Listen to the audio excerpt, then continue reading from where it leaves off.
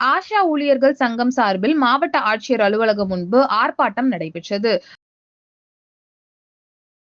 ஆஷா ஊழியர்களை நிரந்தரம் செய்ய வேண்டும் உட்பட பல்வேறு கோரிக்கைகளை வலியுறுத்தி ஆஷா ஊழியர்கள் சங்கம் சார்பில் மாவட்ட ஆட்சியர் அலுவலகம் முன்பு ஆர்ப்பாட்டம் நடைபெற்றது. ஆர்ப்பாட்டத்திற்கு சங்க கன்வீனர் செல்வி, மாவட்ட செயலாளர் பிச்சையம்மாள் தலைமை வகித்தனர். சிஐடியு மாவட்ட செயலாளர் ஜெயசீலன், மாவட்ட தலைவர் கணேசன், மாவட்ட துணை செயலாளர் வளர்முதி வாழ்த்துரை வழங்கினார்.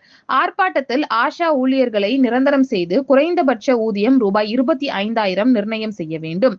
10 வருடம் பணி முடிந்த ஆஷா ஊழியர்களுக்கு சுகாதார செவிலியர் பணியிடம் வழங்க வேண்டும். இபிஎஃப், இஎஸ்ஐ சமூக பாதுகாப்பு திட்டத்தை அமல்படுத்த வேண்டும்.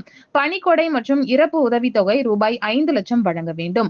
ஒன்றிய அரசு ஆஷா ஊழியர்கள் திட்டங்களுக்கு போதுமான நிதி ஒதுக்கீடு வழங்க வேண்டும் உட்பட பல்வேறு கோரிக்கைகளை வலியுறுத்தி கோஷங்கள் எழுப்பினர். திங்கட்கிழமை இரவு 8:30 மணி அளவில் கிடைக்கப்பெற்ற தகவல்.